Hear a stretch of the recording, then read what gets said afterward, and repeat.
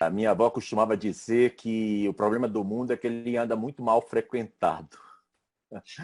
As pessoas criaram tantas violências, tantos separatismos e tantos momentos para exercitar, infelizmente, a falta do amor, que é o ódio, que tornou o mundo uma coisa muito complexa. Você não sabe mais se é uma grande bênção você viver se você não tiver um sentido para a sua vida. Você precisa ter um sentido para a sua vida.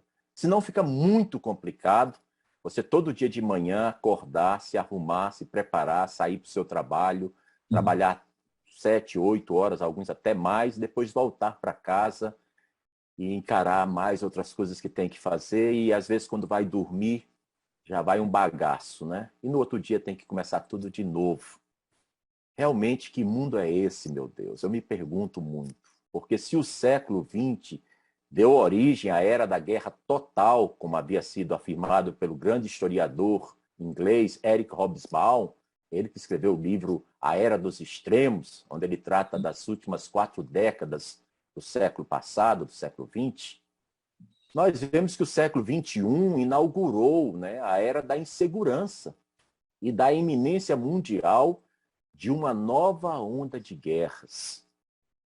E esse receio ele começou a surgir logo no primeiro ano, né, do É, século XXI, no dia 11 de setembro de 2001, é. com aqueles aviões se chocando, né, contra as torres do World Trade Center em Nova York, as torres do Pentágono, e mais de 3.580 pessoas morreram daquela forma. Quer dizer, essa foi a cena inaugural do século XXI. Nós estamos no ano 22, né, desse século. O ano 22. Há 21 anos, ele começava dessa forma tão trágica, tão diabólica, e que colocou um estado de insegurança tão grande que vocês devem lembrar que as pessoas, quando viajavam de avião, eram tão revistadas, ficavam descalças, tinham que tirar os sapatos, além de tirar bolsas, tirar blazer, tirar paletó externos e coisas assim, né? E tudo era proibido você levar para dentro da aeronave, né? É uma coisa assim, realmente terrível, aquele sentimento de impotência, né? Eu trabalhava naquela época no 26º andar do Senado.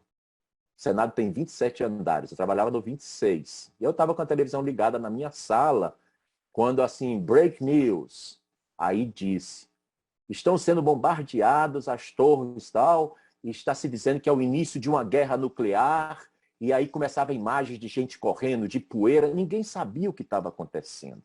Foi pego assim de surpresa. Mas, claro, ninguém sabia, é uma forma poética de dizer.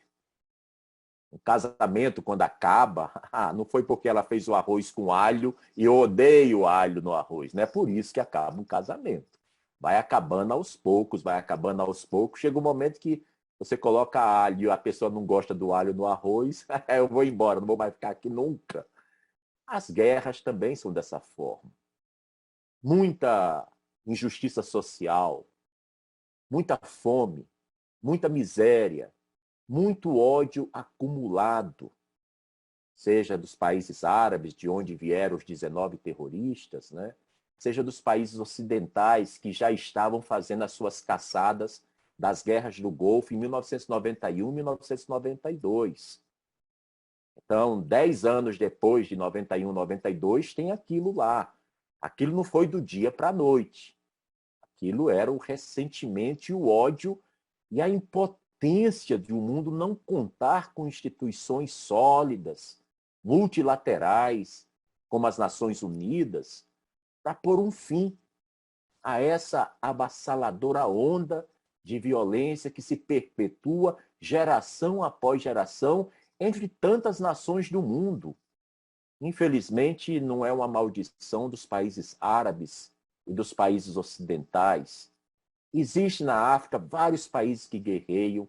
Aqui na América Latina nós temos muitos problemas. Nicarágua, El Salvador, a própria Cuba também nos diz que a gente está vendo isso.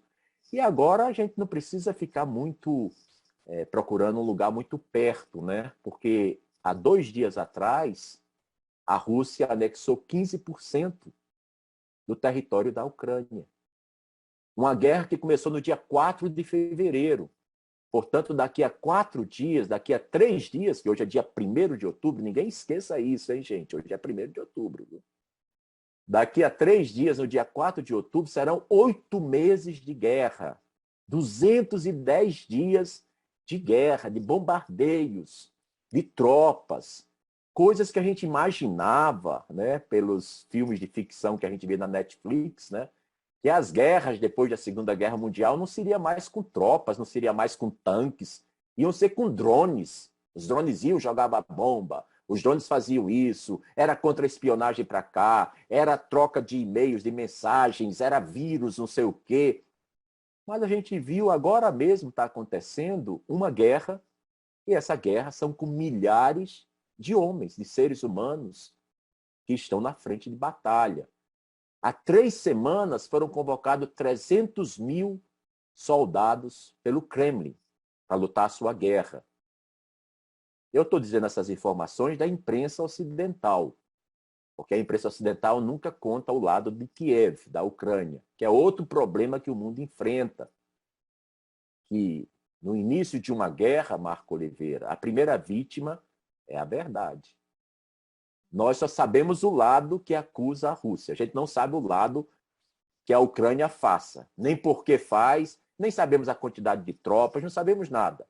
Porque não interessa ao Ocidente demonizar a Ucrânia. Interessa demonizar a Rússia. Uma história muito antiga que não dá tempo aqui nessa live. Mas vocês veem, 300 mil pessoas foram convocadas. As fronteiras da Rússia com a Finlândia e com outros países ali em volta ficaram lotadas em poucas horas de jovens fugindo da Rússia, para não serem obrigados a se alistar e ir para um fronte de guerra. Agora vejam só, meu Deus, que mundo é esse?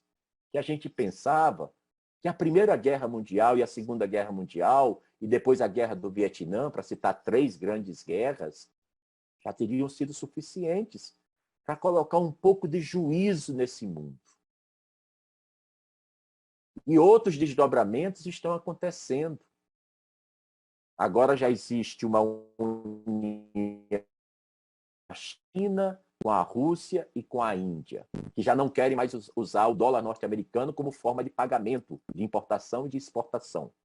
Então vai ser o rublo ou vai ser o yuan, que são as moedas correntes na China e na Rússia. E já existe movimentos separatistas surgindo em várias partes. A recente visita de uma grande autoridade norte-americana, a presidente da Câmara dos Deputados dos Estados Unidos, há menos de 5 semanas, à Coreia, vocês viram no que deu. Imediatamente a China começou a fazer uma série de exercícios militares no Pacífico Sul. E o mundo, de novo, numa outra instabilidade. Já tem a fronte de guerra Rússia, Ucrânia, agora tem Coreia, China, e a coisa começa a se alastrar, porque o inverno está chegando. O inverno está chegando, e o inverno, quando chega na Europa Ocidental, é uma coisa calamitosa, é quase como uma guerra. E isso, a primeira vítima que fez foi cortar o gás russo de países europeus, que dependem cerca de 42% do gás que vem da Rússia. Como a Rússia teve um monte de bloqueios por ter invadido a Ucrânia, a Rússia pagou na mesma moeda agora em final de agosto, dizendo nós não vamos liberar o gás. E agora os alemães, uma parte da França, uma parte da Inglaterra, a Holanda, a Dinamarca, esses países estão todos preocupados como é que eles vão segurar de 3 a 4 meses de inverno rigoroso. Meu Deus, que mundo é esse? Que mundo é esse? Bem, as relações entre os estados, eles também se tornaram muito complexas depois desse atentado do World Trade Center de 2001. Mas essa instabilidade entre as nações não é algo novo, que vai pegar a gente de surpresa. Já está sendo gerado o ovo da serpente, que no Irã, simbolizado pela criação da bomba atômica. é algo que vem sendo feito uma série de acordos, os acordos são descumpridos.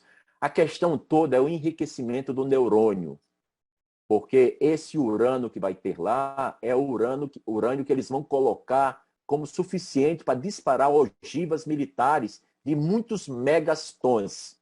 Ou seja, é uma quantidade imensa de destruição que pode, mais uma vez, ameaçar o sistema da paz mundial. Uma paz que está mais para inglês ver. Não é uma paz real. É uma paz dos tratados. Na prática, está tendo uma grande corrida armamentista. Bem, esse é um panorama muito breve, muito rápido, da situação da paz no mundo. Nós vivemos uma paz armada. E a Casa Universal de Justiça, o órgão supremo da administração Bahá'í, aquele órgão que leva em seu nome a principal virtude que Bahá'u'lláh diz que é a mais amada dentre todas as coisas, a justiça. Por isso ela se chama Beitullah de Azam, Casa Universal de Justiça. Já tinha nos advertido, em setembro de 1985, que a paz, ela não só ela é evitável, como ela é possível, sim, de ser construída através do diálogo e do processo consultivo. 1985 para 2022 são 36 anos. 36 anos que o órgão máximo da ordem mundial que Bahá'u'lláh veio trazer, divinamente inspirado, essa ordem que é para criar a ideia de um novo céu, de uma nova terra, de um novo tempo da criatividade, das artes, do intelecto, do iluminismo.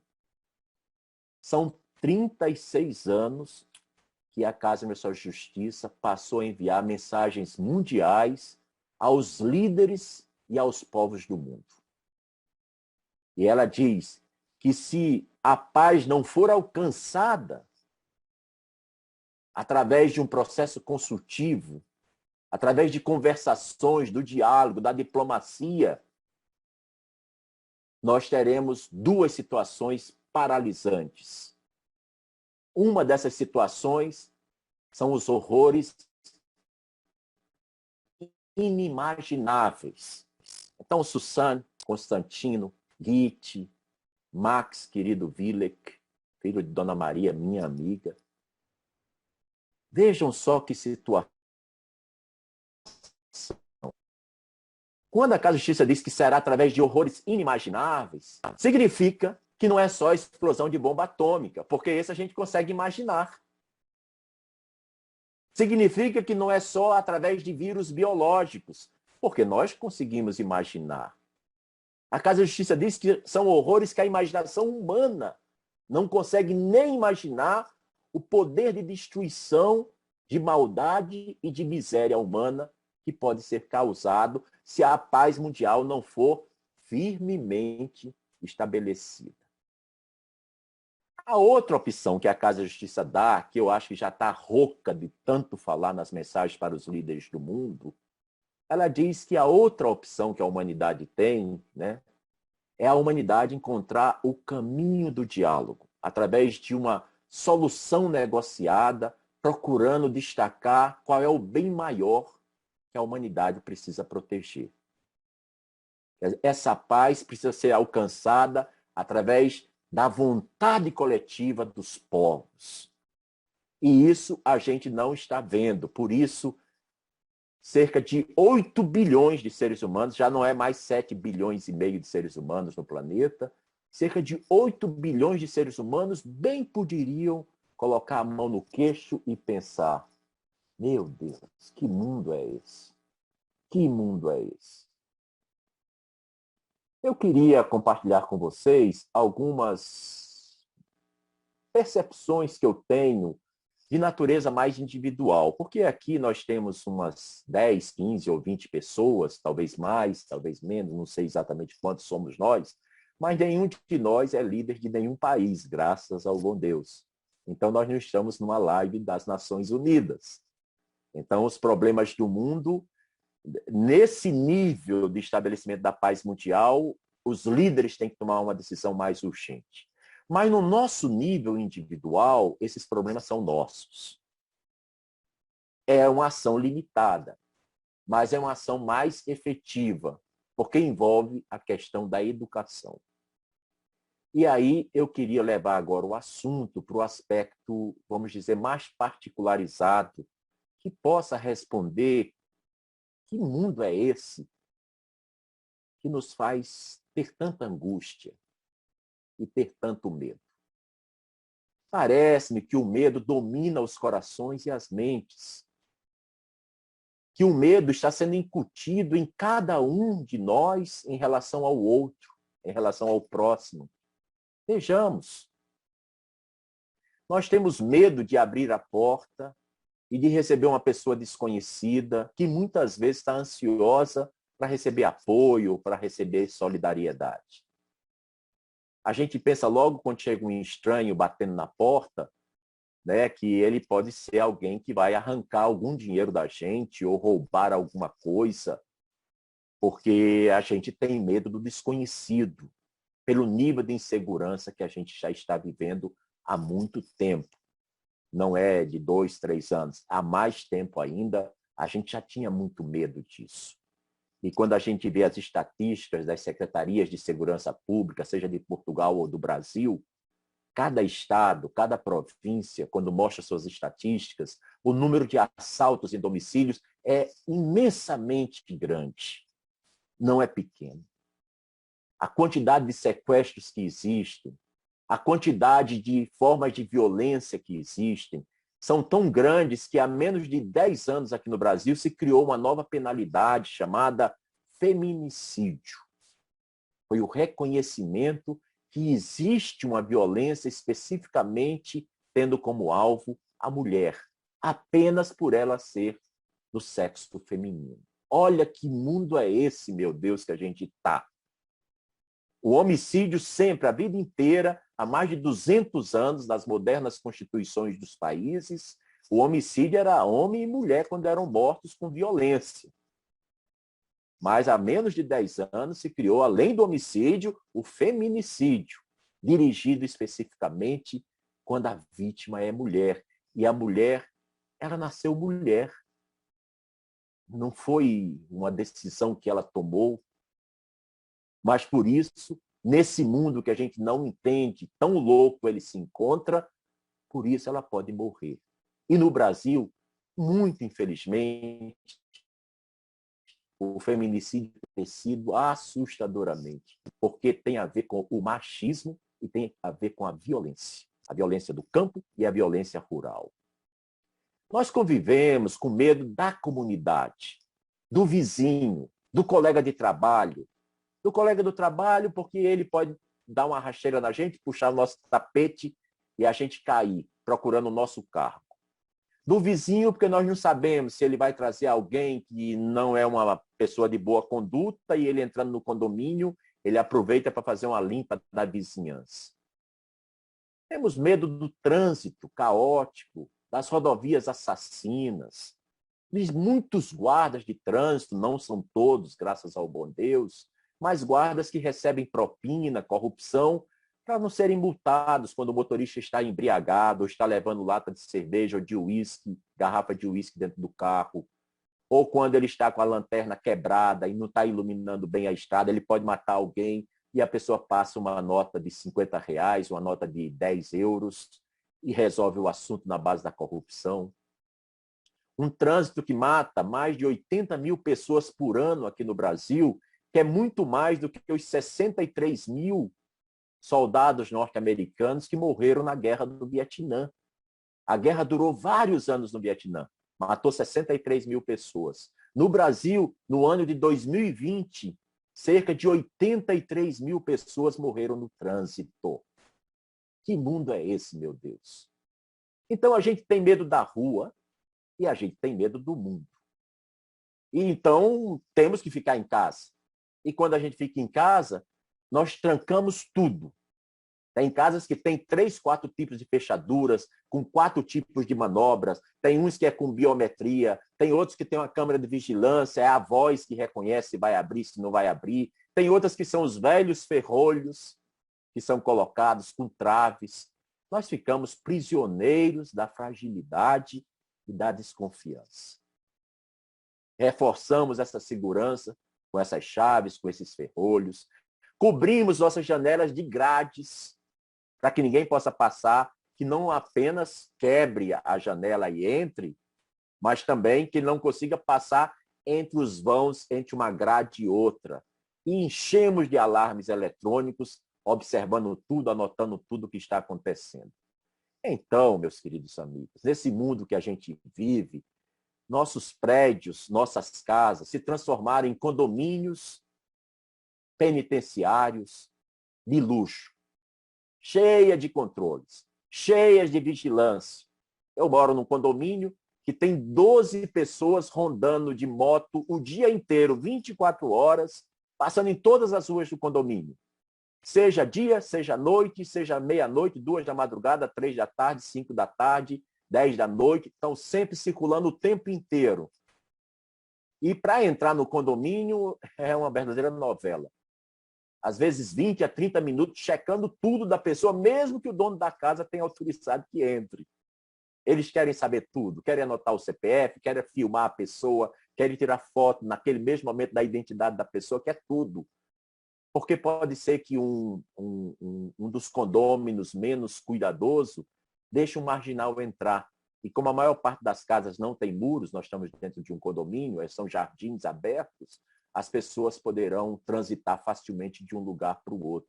E a gente, então, vive nesse sentimento de estar dentro de uma grande penitenciária de luxo, porque você pode sair na hora que você quiser, você pega seu carro, você tem a loja de conveniência, você compra o que você quiser, você pode escutar música, som, fazer o que você quiser. Então, você tem um monte de coisa que tecnicamente não teriam em penitenciários.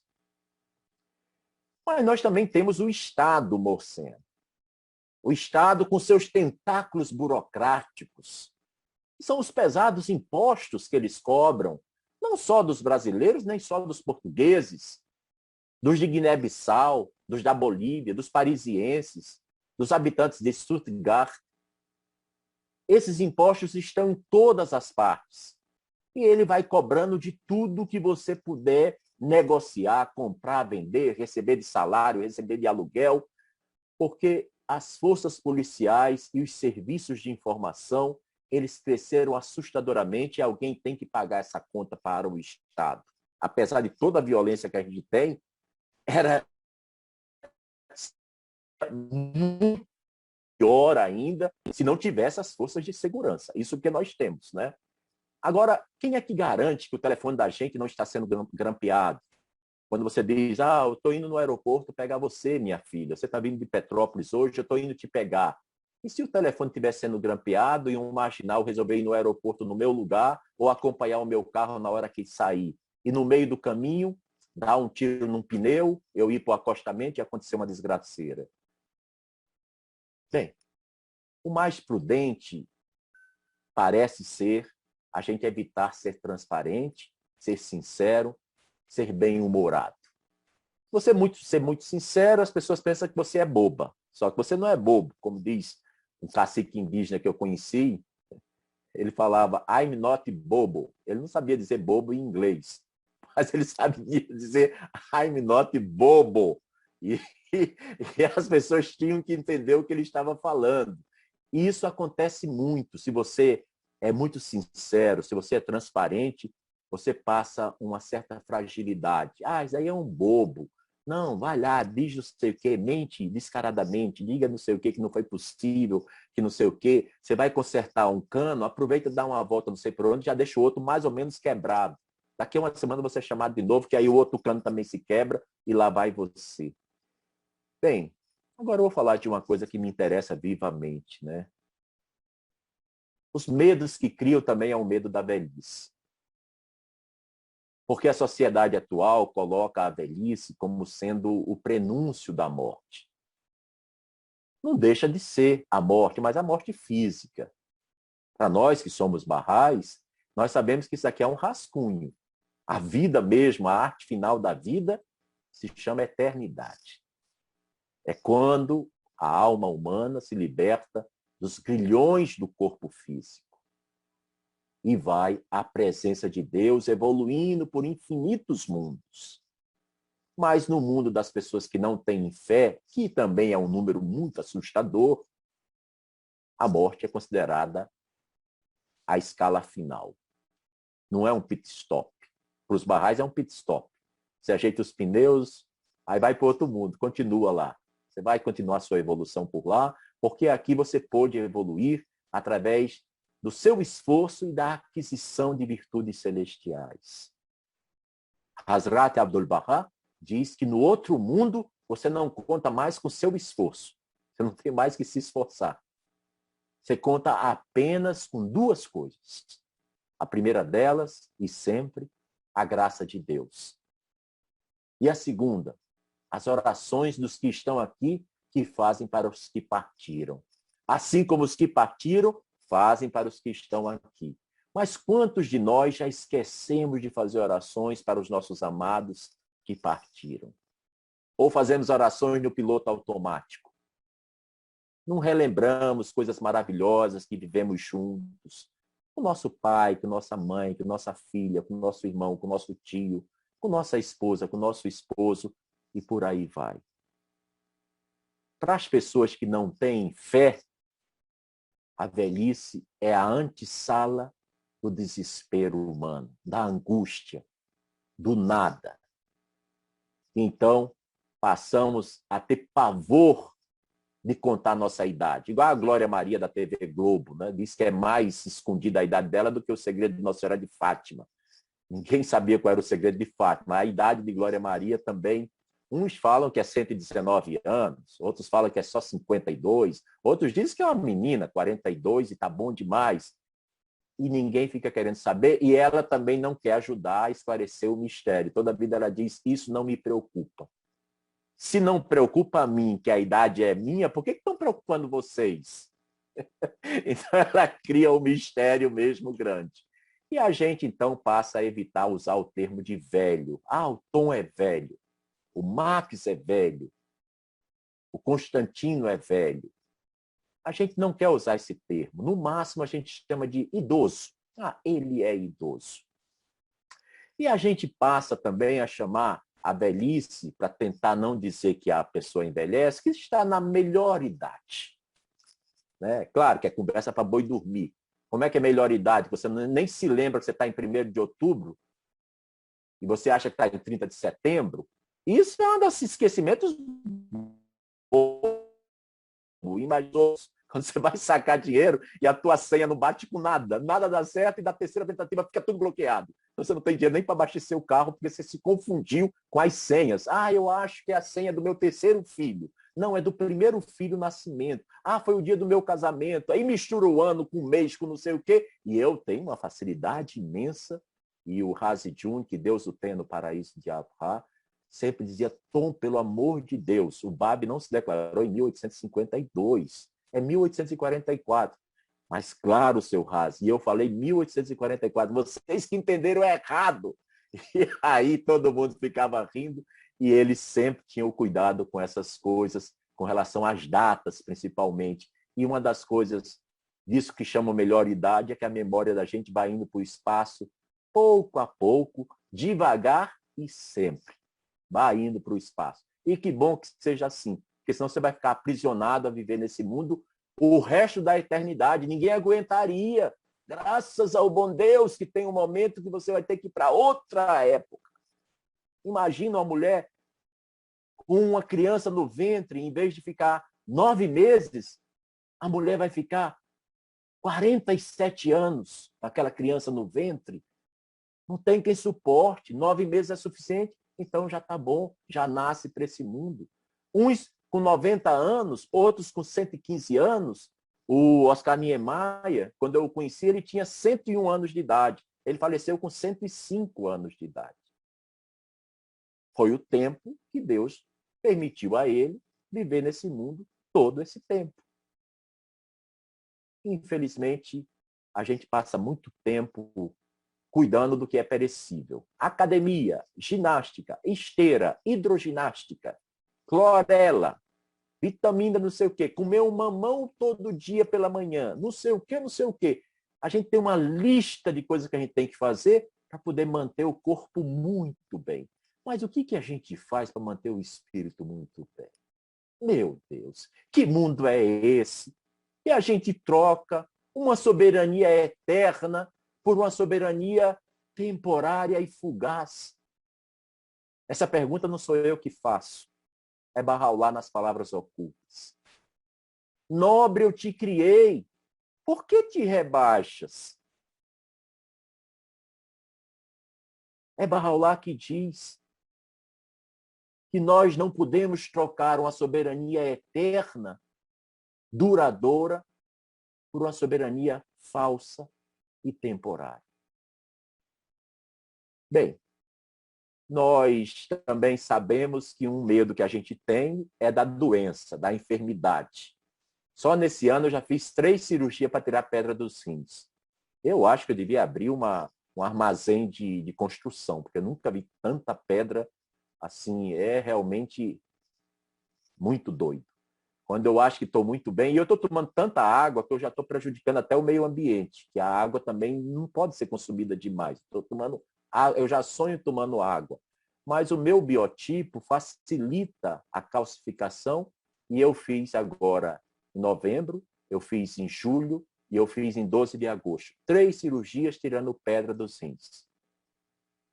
Claro, eu tive que em 3 vezes mudar meu testamento. Não tem muita coisa, mas é melhor deixar tudo escrito, né?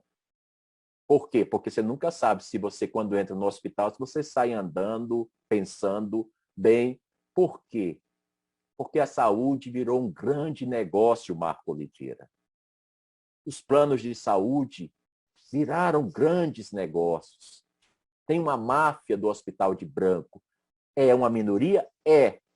Mas está cada vez mais os médicos sendo maltratados, com péssimos salários, tendo que correr para 5, 6 hospitais para juntar os saláriozinhos para dar um salário. Cansados, desesperados, fazendo cirurgia aqui, cirurgia acolá, vendo o horário que tem que sair da cirurgia, se a cirurgia der, não deu, não deu, não deu, manda lá o assistente, a pessoa que está em formação de medicina, para terminar a cirurgia, para fazer os pontos, para não sei o quê. Por quê? Porque a saúde, infelizmente, tem sido objeto de negociação e tudo tem que ser pago pelo seu bolso. A história é muito longa com relação ao medo.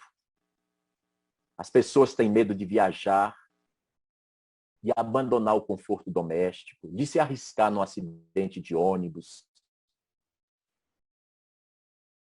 de um acidente de avião, porque nunca se sabe quando é que alguém do nada vai pegar uma arma e vai começar a dar tiros. Vejam o Brasil.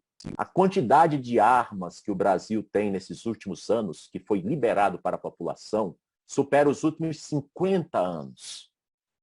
Eu estava dizendo para os meus alunos na universidade, é bom ser Bahá'í também quando você é professor universitário, porque você fica com muitas ideias novas e as pessoas pensam que é porque o seu professor é muito iluminado. Não é.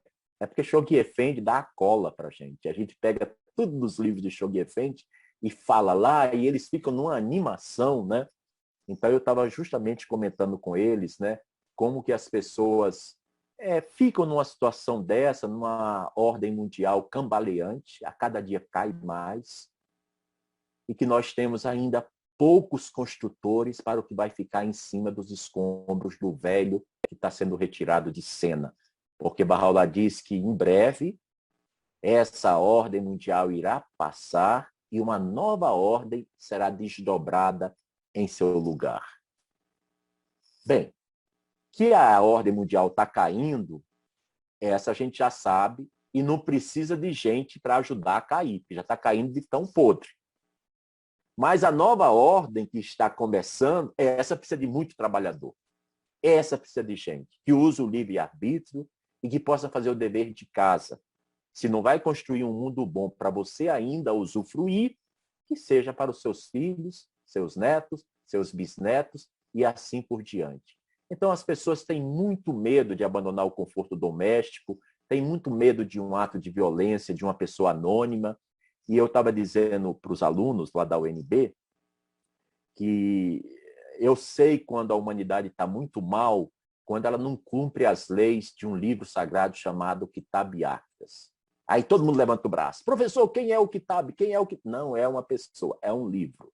Depois vocês vão saber, ainda está muito cedo. Eu vou falar só as coisas boas do livro. Então eles já ficam com a pulga atrás da orelha. E eu, pessoalmente, né, ficava refletindo. Bahá'u'lláh proibiu os Baha'is de usarem armas de fogo. Até armas brancas a gente não pode usar.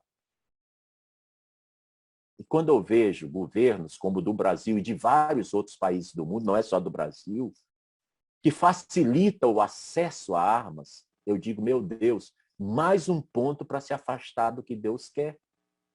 Porque o que Bahá'u'lláh revelou é a vontade de Deus para a humanidade. E Deus não quer que a humanidade seja armada.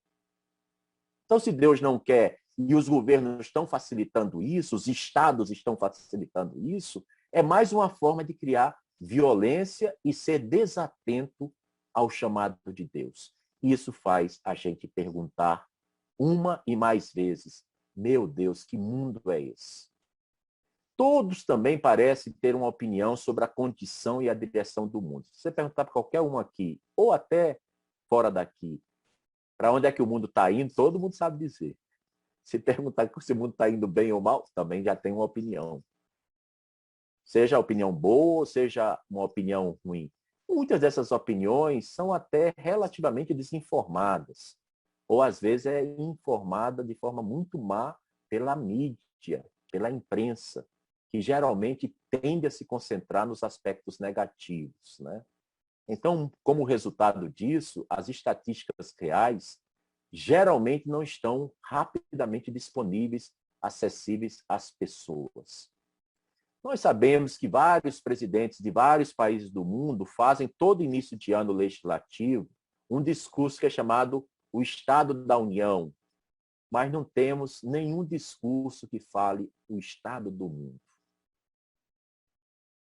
Eu amaria que as Nações Unidas tivesse todo ano, seja em setembro, ou janeiro, ou fevereiro, não importa, que o secretário-geral fizesse um grande pronunciamento dizendo a situação do mundo, sobre a população, sobre a justiça, sobre a violência, sobre os recursos naturais do planeta, sobre o meio ambiente, sobre a igualdade de gênero, homens e mulheres, sobre os progressos da ciência, sobre o desarmamento nuclear em particular, sobre a taxação de grandes fortunas, uma série de coisas que, infelizmente, nós não temos nenhuma autoridade, nenhuma instituição do mundo que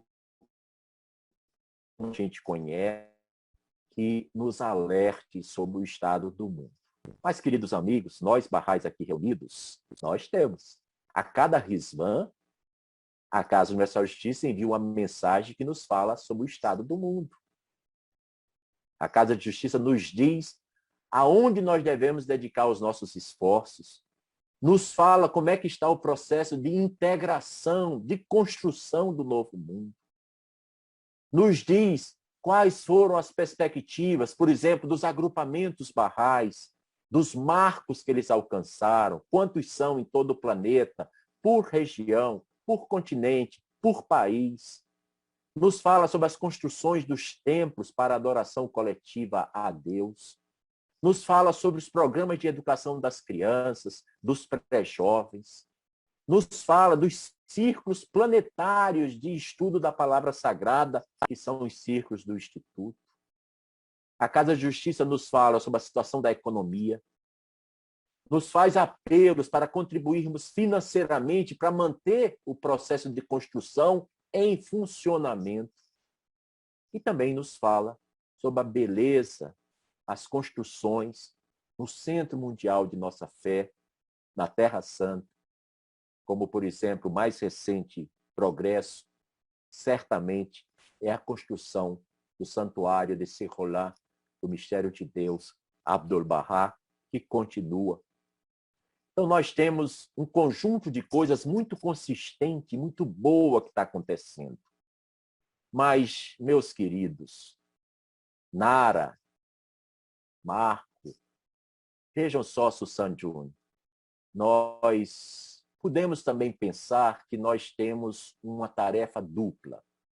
Por um lado, nós vivemos nesse mundo arruaceiro, nesse mundo bagunceiro que a gente está, que não é uma bagunça comum, é uma bagunça que mata milhões de seres humanos, igual a cada um de nós aqui.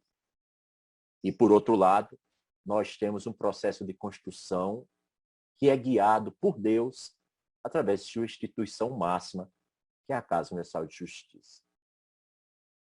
Por um lado, a gente não pode viver alienado do mundo, fazer de conta que não está acontecendo nada no mundo, porque está. E os barrais não vão querer ser chamados de pessoas alienadas ou fanáticas.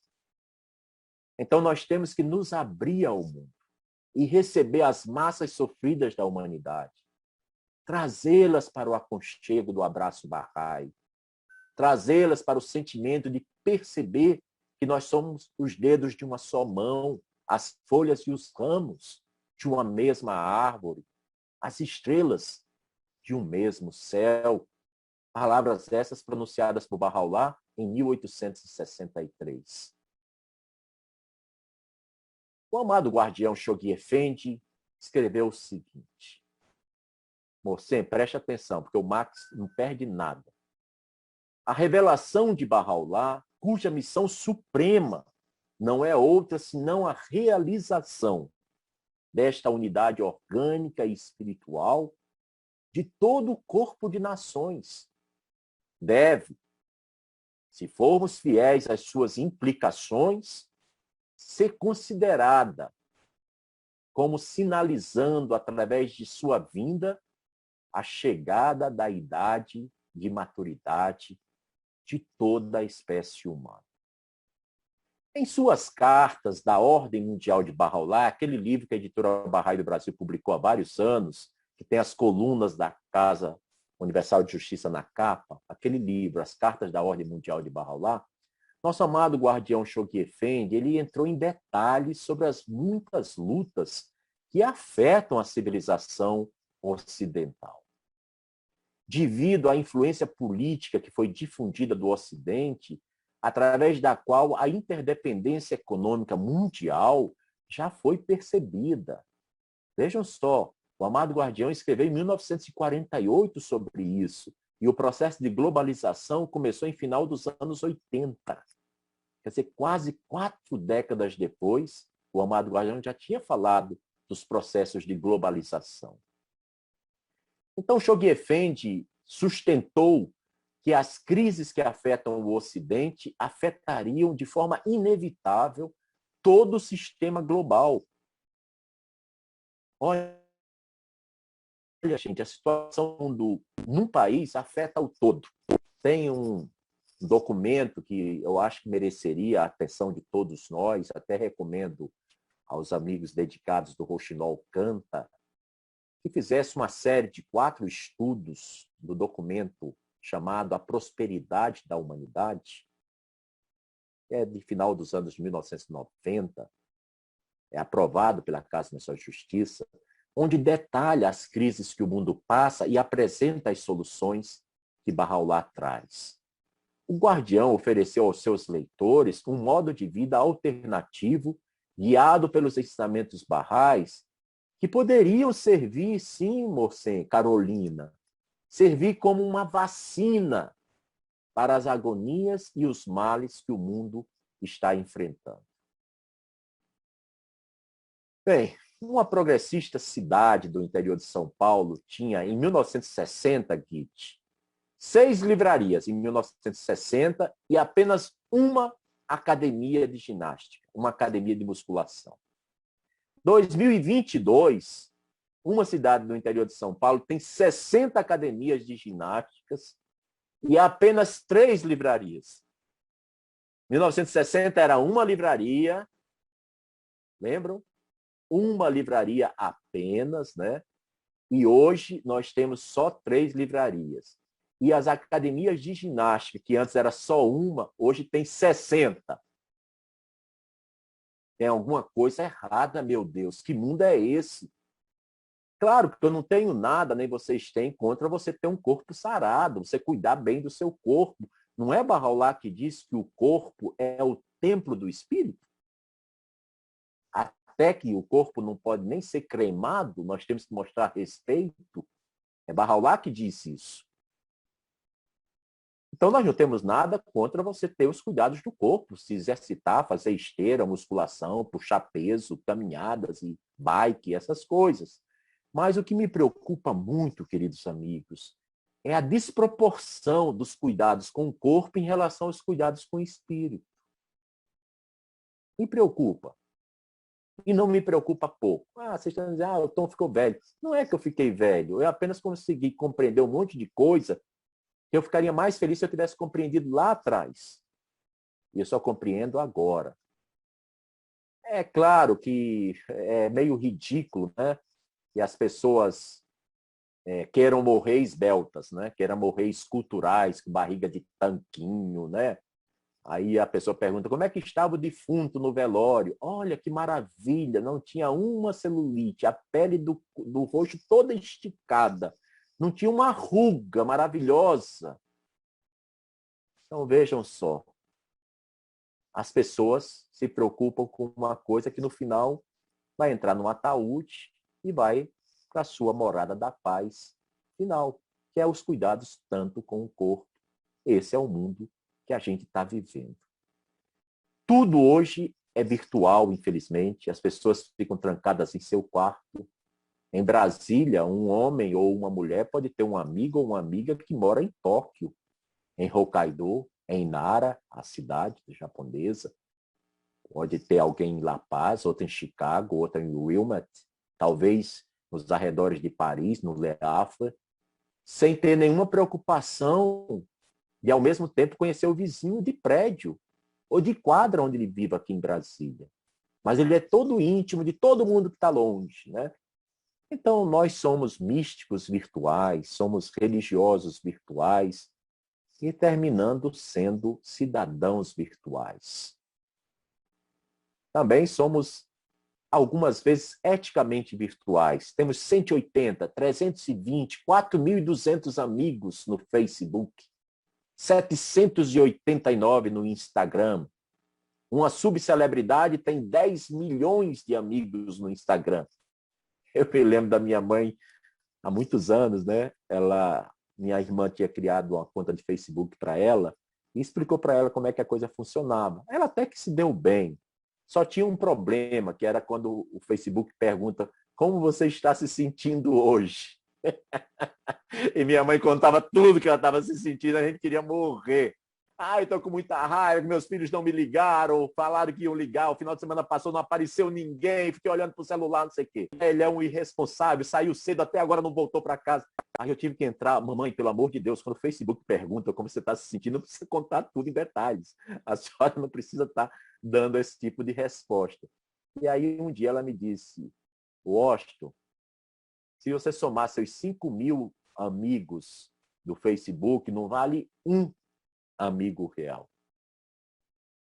Claro, eu achei um pouco azedo o comentário, mas Dona Conceição também tinha razão. É o nome de minha amada mãe, que é a amada também do Morcente 1, que está aqui. Bem, eu quero concluir algumas pinceladas, contando para vocês um ponto que muito me chama a atenção, que eu acho que dá uma boa resposta à nossa perplexidade, Marco Oliveira, para os momentos que nós estamos vivendo. Esse tema ele não podia ser esgotado numa live de 1 hora, né? Porque o tempo passa muito depressa, eu só tenho mais 9 minutos e termina a nossa live. E não dá, porque são muitos assuntos, né? Porque foi muito feliz o tema que vocês escolheram, né? Então, eu queria assim que vocês acompanhassem comigo, né? Como é que a gente pode imaginar que existe uma lógica, né? Uma lógica religiosa no consumismo da pós-modernidade, né? Na Idade Média, queridos amigos, as cidades adquiriam status construindo uma catedral. As cidades pequenas dos séculos 13, 14, Max Willig, eles construíam pequenas igrejas. Mas a cidade, quando crescia, tinha uma catedral. E a catedral sempre era no lugar mais valorizado da cidade, no centro da cidade. E a cidade crescia em volta das igrejas e em volta das catedrais. É tanto que os lugares mais valorizados, eles têm sempre a catedral. Veja aqui Brasília, uma cidade criada nos anos 60 por Kubitschek e Niemeyer, principalmente, né? Brasília tem todos os ministérios, tem o Palácio do Planalto e tem o Palácio do Supremo Tribunal Federal. E no meio tem o Congresso Nacional. Então tem executivo, legislativo e judiciário. Os ministérios ficam aqui na frente. O início dos ministérios é onde está localizada a Catedral de Brasília. Então vocês veem que na Idade Média era assim, o lugar da espiritualidade tinha um lugar nobre, mais especial. E continua assim, mesmo na modernidade, né? Mas hoje, no Brasil, as pessoas e as cidades e os governos e os empresários não estão mais investindo na construção de catedrais. Estão, sim, investindo na construção de shopping center. É muito curioso, queridos amigos, que a maioria dos shopping centers, eles têm linhas arquitetônicas que lembram muito aquelas catedrais da Idade Média. Eles têm vitrôs, no meio eles têm uma abóbada de vidro transparente que entra a luz durante o dia. Eles têm aquele clima de uma grande igreja católica, de uma grande catedral católica, porque a maior parte da população brasileira é de origem católica, né? Então, isso leva também para as construções do shopping center. É o que eu estava pensando quando me preparava para essa live com vocês. E a gente também vê que ir para o shopping center, as pessoas não vão de qualquer jeito. Não vai de qualquer maneira. As pessoas precisam vestir a sua roupa de missa de domingo ou a sua roupa de ir para a festa de 19 dias. Você quer se vestir bem, você quer ir com uma roupa mais limpa, uma roupa mais nova, um tênis ou um sapato mais novo. Você quer ir bem no shopping center, que no passado, 20, 30, 40 anos atrás, eram roupas que você usava no melhor dia da semana, que era o domingo, né? E quando você chega dentro do shopping center, você passa a ter uma sensação paradisíaca. Você saiu daquele trânsito infernal, você conseguiu uma vaga do estacionamento, você venceu o estacionamento do shopping, você entra naquelas grandes portais de entrada dos shoppings, cada vez mais bonitos, mais luxuosos, mais brilhantes. E tudo dentro do shopping é lindo, piso de granito, lustra que é uma coisa. Está sempre brilhoso, parece que nunca tem sujeira nenhuma. Os corrimões de latão dourado está sempre polido, parece ouro, brilha. Dentro do shopping você não encontra mendigos, nem crianças de rua, nem encontra sujeira pelo chão. E as latas de lixo são tão limpas e polidas que parece que se você joga um guardanapo usado na lata, você vai sujar a lata toda, porque a lata está muito limpa. A gente entra nesses ambientes do shopping ao som do cântico gregoriano pós-moderno. Uma música que às vezes é rap, às vezes é funk, mas às vezes é um DJ Alok, é uma música com violinos, é uma música eletrônica, é alguma coisa que parece que você está na sala de esperar o dentista chegar. A gente observa também no shopping vários nichos. Nichos, vocês sabem, aquelas coisinhas. Por exemplo, você vai numa igreja, o nicho é uma abertura na parede onde fica a estátua do santo, né? Na igreja católica. Isso é um nicho. Quando você vai no shopping, você encontra vários nichos. São como capelas com aqueles veneráveis objetos de consumo, que são guarnecidos por belas sacerdotisas. E os objetos de consumo têm a caneta Montblanc, tem o relógio Rolex, tudo em cima de uma joia, de um colar, de uma pulseira, de uns brincos, de diamante, de ouro, 14 quilates ou mais, em cima de uma almofada de veludo negro, com a luz direcional em cima da joia, em cima do relógio, em cima da caneta. Às vezes a almofada de veludo azul escuro, às vezes é de vermelho carmesim. E as pessoas ficam ali olhando com aquele olhar cheio de fé. Meu Deus, que maravilha! Que coisa incrível! Nunca vi um diamante mais lindo. Sabe que nunca vai poder comprar, mas nunca vi algo mais belo. Um Rolex, meu Deus! E como ele está com uma pechincha, 270 mil reais num relógio. Meu Deus, olha só. Sabe que também nunca vai colocar no braço um relógio desse. Mas então, Max Willer, que quem pode comprar à vista no shopping sente que entrou no reino dos céus. Porque tem dinheiro, tem bala na agulha, vai lá e compra. Na verdade, se sente até que está melhor do que ter entrado no céu, porque você entra no shopping sem precisar morrer antes. Para entrar no céu, você precisa morrer primeiro. E você, então, vai ver que quando você vai numa loja, naqueles shoppings deslumbrantes e aceita apenas dinheiro à vista, né? Você começa a achar esquisitíssimo, porque você gostaria de pagar com cheque pré-datado, mas já não aceita um cheque pré-datado, que é um Pix. Mas o Pix é quase que dinheiro à vista, a não ser aquelas pessoas que têm costume de comprar imóveis à vista, né? Não é comum você levar 10 malas de dinheiro. Eu vou comprar esse kitnet na 402 Sul, tá aqui minhas malas de dinheiro. Você passa um Pix para a pessoa, não é? Então, as pessoas que vão usar o cartão de crédito, que já está um pouco estourado, ou cheque especial, que também já está estourando, essas pessoas reconhecem que estão entrando no purgatório, porque só vai para o céu quem pode pagar à vista. Mas se a pessoa não consegue comprar nada, parece que entrou foi no inferno. Nem foi para o purgatório, nem entrou no céu. Porque essas catedrais do consumo, onde o Deus que existe é o Deus mercado, essas catedrais é o que mostra a falência espiritual e moral da sociedade. A quantidade imensa do abismo que separa os muitos pobres e miseráveis dos poucos ricos e bilionários. Então, meu Deus, que mundo é esse? Que mundo é esse? A visão que Bahá'u'lláh traz é uma visão que vai atacar os problemas na origem, criar uma consciência e viver com sentido para a vida. Por isso, Bahá'u'lláh diz que nós fomos criados para conhecer e adorar a Deus. A fé Bahá'í ensina que a gente não deve se sentir isolado ou só, porque os ensinamentos Bahá'ís nos lembram que nós temos uma conexão com Deus, que é uma conexão que não cai. Não é como um Zoom. Se faltar energia aqui em Brasília, na minha casa ou na minha quadra, essa reunião eu não vou mais poder participar, porque a conexão pode cair. E qualquer um de vocês, da cidade de vocês, também a conexão pode cair.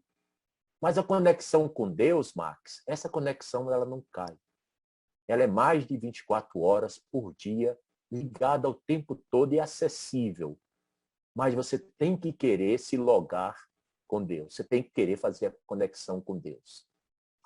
Abdu'l-Bahá, e aí eu concluo, né, o filho de Bahá'u'lláh, nosso abençoado Abdu'l-Bahá, que quando Bahá'u'lláh já morava na mansão de Bardi, 1891, pouco antes da sua ascensão, em 1892, Abdu'l-Bahá, quando chegava, às vezes montado num pequeno burrinho, Bahá'u'lláh olhava daquele primeiro andar da mansão de Bardi e dizia com um sorriso, lá vem o mestre.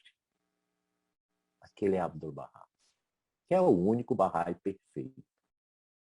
Por mais que a gente queira lutar e ser bom nisso, bom naquilo, dar conselho para os outros, consertar a vida de todo mundo, se colocar que a última bolacha do pacote, a verdade é que o único Bahá'í perfeito é Abdu'l-Bahá. Os outros todos estão a caminho da perfeição, cada um num estágio que Deus sabe que estágio é esse. Ele explicou que a religião é a nossa verdadeira fonte de espiritualidade e que deve ser renovada com a orientação necessária para aquele momento da história que surge assim como surgem as estações de um ano. Abdu'l-Bahá chama de aquela primavera que agita a alma, dá então origem a um produtivo verão.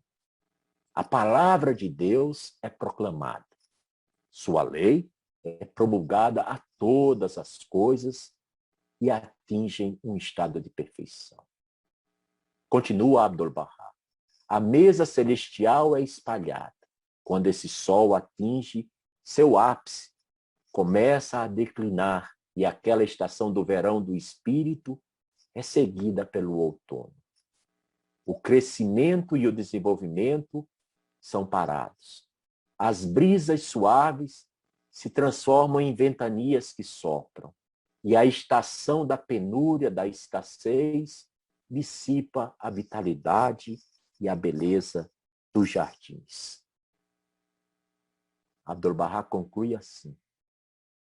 As atrações espirituais desaparecem, as qualidades divinas se deterioram, o brilho dos corações se esvai, a espiritualidade das almas se entorpece, as virtudes se transformam em vícios e a santidade e a pureza não existem mais.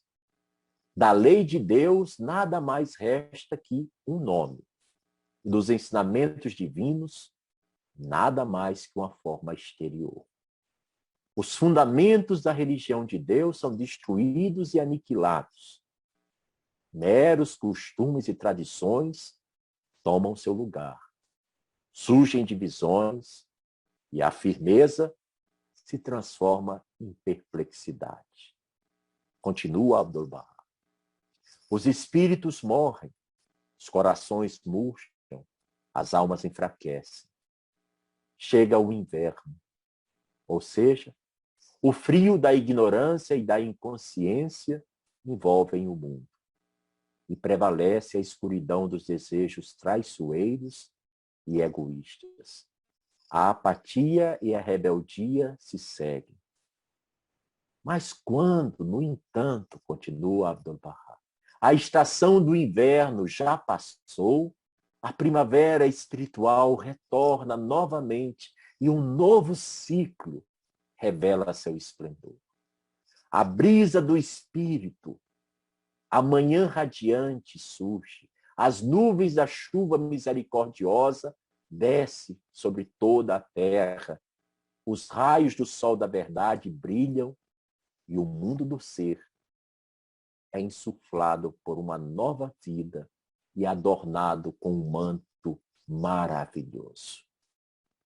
Para aqueles que não sabem que uma nova primavera espiritual chegou, o definhamento pode parecer um estado natural. Queridos amigos, desejo a cada um uma ótima noite, mas tenhamos em mente a descrição de Abdu'l-Bahá do inverno, porque parece que Abdu'l-Bahá está descrevendo o mundo. Nesse ano da graça de 2022, nesse ano de 176.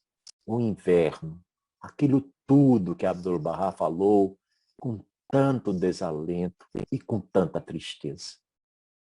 Mas também Abdu'l-Bahá nos descreve ainda que para aquelas pessoas que acordaram depois do inverno, para essa nova primavera espiritual, os sinais são abundantes e temos todo motivo para celebrar e participar do despertar global.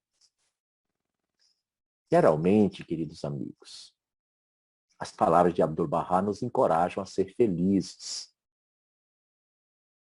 E mesmo no meio dessa confusão toda, dessa zorra grande que o mundo está, Abdu'l-Bahá nos diz, não sejais infelizes. A tempestade da tristeza irá passar. O arrependimento não vai durar. A decepção desaparecerá. O fogo do amor de Deus será aceso. E os espinhos e brilhos da tristeza e do desânimo serão consumidos. Sede felizes. Descansai sobre as graças e misericórdias de Bahá'u'lláh, para que a incerteza e a dúvida se tornem inexistentes e as efusões invisíveis desçam sobre a arena do ser. Muito obrigado, queridos amigos.